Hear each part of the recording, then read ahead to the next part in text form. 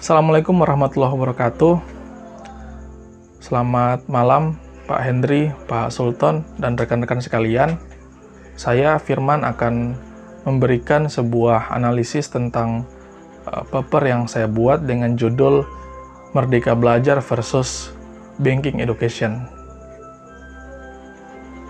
Tagline Merdeka Belajar beberapa tahun ini menjadi sebuah diksi yang viral di Indonesia. Istilah ini pertama kali digaungkan oleh Mendikbud Nadiem Makarim pada saat penyampaian pidato di kegiatan Hari Guru Nasional pada tahun 2019. Pidato yang cukup pendek, tetapi memiliki isi yang begitu padat menggambarkan kondisi pendidikan di Indonesia.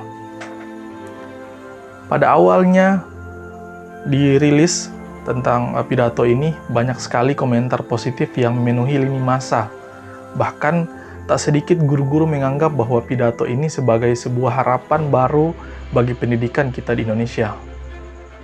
Sejauh ini, Indonesia sudah mengalami 11 kali perombakan kurikulum. Akan tetapi, masalah-masalah pendidikan seakan tak menemukan jalan keluar. Sebut saja masalah ketimpangan pendidikan, masalah penyediaan akses yang tidak tepat sasaran, ujian nasional, dan sejuta masalah lainnya. Dalam pengaturan sistem pendidikan di Indonesia memang bukanlah hal yang mudah. Apalagi dengan keberagaman suku, budaya, kebiasaan, serta adat istiadatnya menjadikan kebijakan yang diterbitkan pemerintah sering tidak relevan dengan kenyataan. Keinginan pemerintah yang selalu ingin menyeragamkan pendidikan baik di daerah, di Jawa dan Sulawesi ataupun Jawa dan Papua sungguh salah. Mengapa demikian? Kita telah tahu bersama bahwa setiap daerah itu memiliki karakteristik yang berbeda. Standar yang harus kita pakai pun tidak bisa sama. Masyarakat di setiap daerah itu memiliki keistimewaan yang sangat berbeda. Dan keistimewaan itu tidak bisa kita buat seperti mencetak kertas, bukan pula seperti perangkat digital yang bisa kita install dan uninstall semau kita. Tetapi pendidikan itu adalah mengarahkan manusia hingga mencapai versi terbaiknya. Merdeka belajar itu bermakna memberikan kesempatan belajar secara bebas dan nyaman kepada siswa untuk belajar dengan tenang, santai, gembira tanpa stres dan tekanan, dengan memperhatikan bakat alami yang mereka punyai, tanpa memaksa mereka mempelajari atau menguasai suatu bidang pengetahuan di luar hobi dan kemampuan mereka. Dengan demikian, masing-masing mereka tumbuh dan berkembang sesuai dengan kemampuan dan potensi mereka. Konsep merdeka belajar mempunyai relevansi dengan teori belajar konstruktivisme. Dalam pandangan konstruktivisme, anak mengkonstruksi pengetahuan sebagai hasil interaksi dengan pengalaman dan objek yang ia hadapi.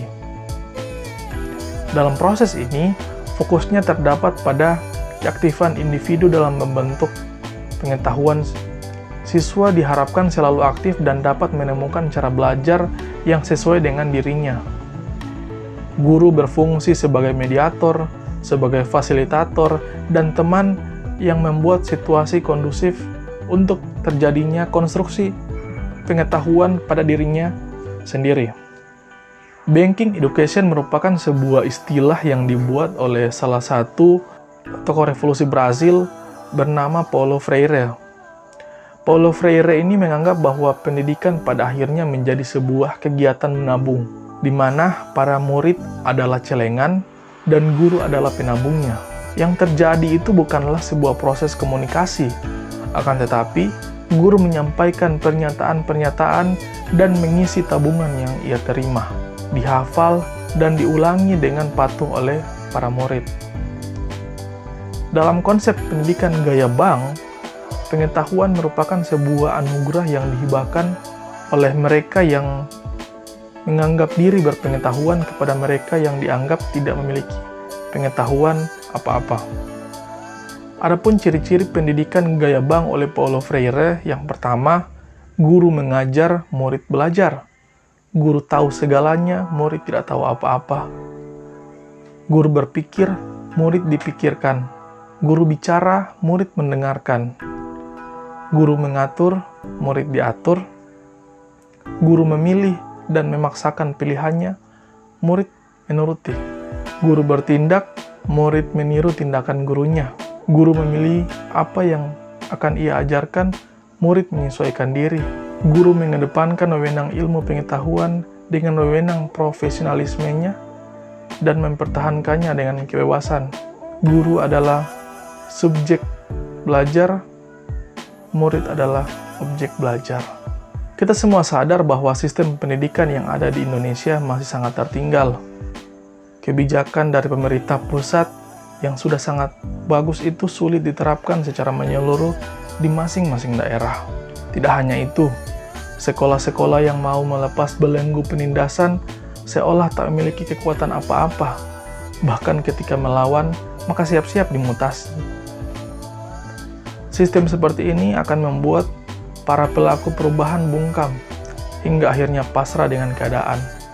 Maka jangan heran, cita-cita besar mencerdaskan kehidupan bangsa sulit diturunkan di Indonesia.